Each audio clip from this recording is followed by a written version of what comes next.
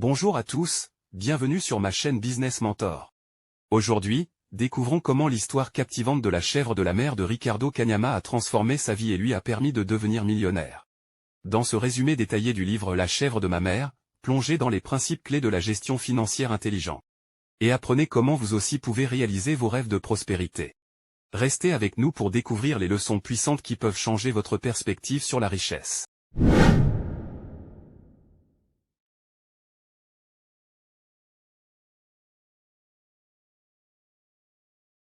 La chèvre de ma mère, Ricardo Cagnama.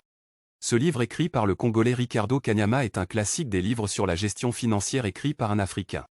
Dans ce livre, Ricardo Cagnama part d'un constat. En Afrique, ceux qui veulent devenir libres financièrement pensent qu'ils ont besoin d'avoir des millions pour commencer leur business. Et comme, il n'est pas facile, surtout en Afrique de réunir ces sommes élevées d'un seul coup, ils se découragent et abandonnent leurs projets en espérant un jour réunir les millions nécessaires. Ricardo Cagnama remet en question ce mythe selon lequel la richesse débute avec des millions. Il prône plutôt la gestion intelligente des petites sommes d'argent pour créer la fortune. Inspiré par l'histoire de la chèvre de sa mère, il démontre comment cette leçon simple la conduit vers la richesse. En se basant sur sa propre expérience de vie, il déconstruit ce raisonnement et propose une méthode adaptée à tout le monde. Au lieu d'attendre indéfiniment d'avoir des millions et demeurer ainsi pauvre toute sa vie, il vaut mieux commencer par investir intelligemment avec le peu qu'on a et construire sa fortune petit à petit. C'est ce que Ricardo a appris avec l'histoire de la chèvre de sa mère. D'où le titre du livre, La chèvre de ma mère. Ce que j'ai particulièrement trouvé d'intéressant dans ce livre, c'est qu'il explique les principes fondamentaux à la base des finances personnelles à l'aide de la culture africaine. Sa lecture et sa compréhension sont donc plus faciles pour quelqu'un qui a grandi en Afrique. Allons découvrir les principales idées développées dans le livre. Quelle est l'idée principale du livre La chèvre de ma mère? Pour Ricardo Cagnama, on peut partir de rien et devenir millionnaire si on applique les règles basiques d'intelligence financière que je vais vous résumer dans cette vidéo. Qui est Ricardo Cagnama? Ricardo Cagnama est le fils d'un riche agriculteur congolais, propriétaire d'une ferme et de plusieurs plantations de café. Enfant, il a donc grandi dans un environnement aisé. Malheureusement pour le jeune Congolais qu'il était alors, son père décéda dans la quarantaine des suites d'une courte maladie. C'est là que les ennuis commencent pour Ricardo. En effet, il raconte dans son livre que d'après la tradition, l'héritage de son père revenait à sa famille et non à ses fils et femmes.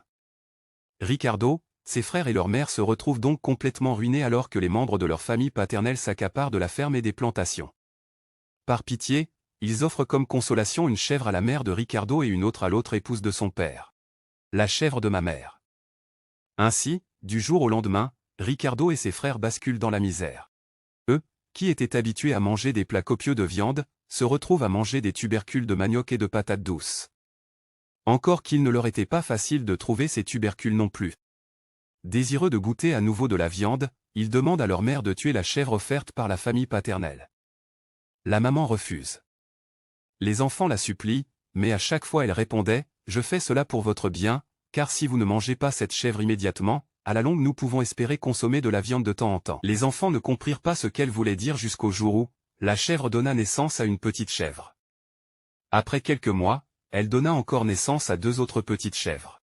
Petit à petit, la famille s'est construite un troupeau de chèvres qui leur ramenait des revenus. Les leçons d'une vision à court terme. De son côté, l'autre coépouse fait le choix de tuer sa chèvre immédiatement pour nourrir ses enfants car elle était confrontée comme la mère de Ricardo à devoir galérer pour nourrir ses enfants. Un jour lorsqu'elle visita la mère de Ricardo, elle constata que cette dernière avait transformé sa chèvre en troupeau. Elle comprit alors. La première leçon transmise dans le livre La chèvre de ma mère.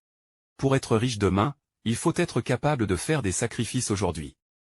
Pour espérer réussir financièrement, on peut faire une croix sur ses besoins à court terme pour en profiter à long terme.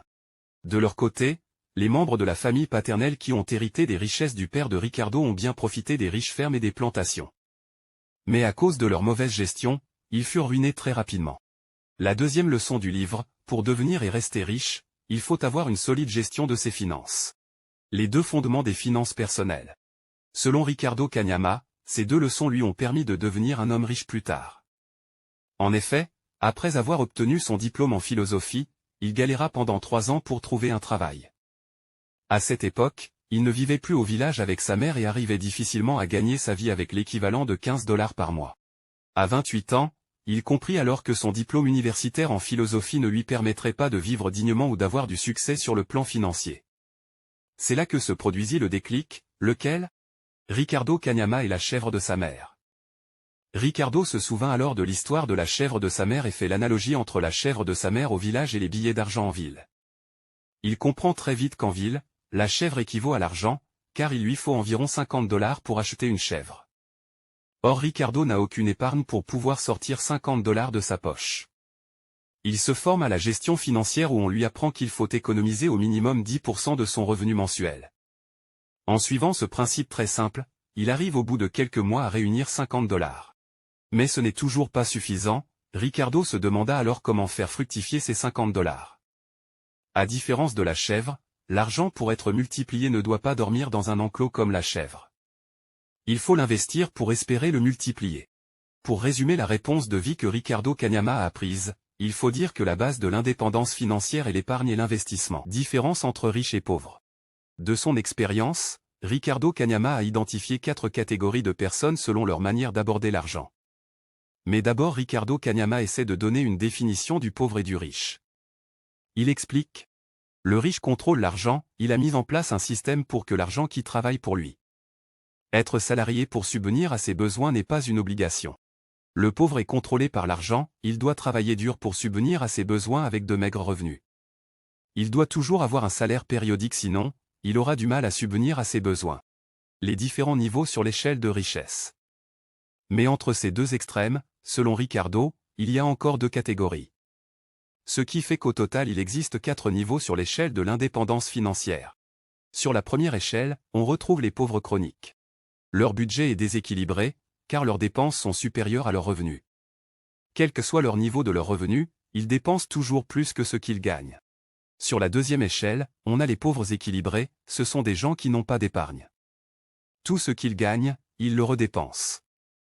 Même quand leurs revenus augmentent, leurs dépenses augmentent dans la même proportion. Sur la troisième échelle, on retrouve les pauvres moyens, eux, ils épargnent une partie de leurs revenus. Cette épargne leur servira plus tard pour financer des projets. Mais elle n'est pas suffisante pour s'affranchir de la pauvreté. Ils doivent continuer de travailler pour l'argent. Bref, ces gens sont des passoires. Chez eux, entrée d'argent égale sortie d'argent. Sur la quatrième catégorie, Ricardo Kanyama classe les riches, ce sont ceux qui maîtrisent les lois de l'argent. Leur épargne est destinée en priorité à l'investissement, pas à la consommation. Leur vision est portée sur le long terme. Ils ont un système qui leur évite l'obligation de travailler pour quelqu'un d'autre. Votre chemin vers la richesse. Richesse égale épargne plus investissement. Comme tous les pauvres chroniques, Ricardo doutait qu'une formule aussi simple pouvait l'aider à devenir riche. Mais après s'être appliqué à suivre ces principes très simples, il est passé de $15 par mois à millionnaire en quelques années seulement. Pour Ricardo, tout le monde peut suivre ce même parcours. Épargner une partie de ses revenus et les investir intelligemment pour avoir des intérêts. Répétez ce cycle plusieurs fois sur une période donnée et vous voilà riche. Il y aura des échecs, mais au final, les sacrifices d'aujourd'hui donneront des résultats demain. Souvenez-vous toujours de la chèvre de la mère de Ricardo et n'oubliez jamais que, petite jouissance aujourd'hui, lourde conséquence demain. Jouir sans réfléchir aujourd'hui et rester pauvre pour toujours ou faire des sacrifices et en profiter demain.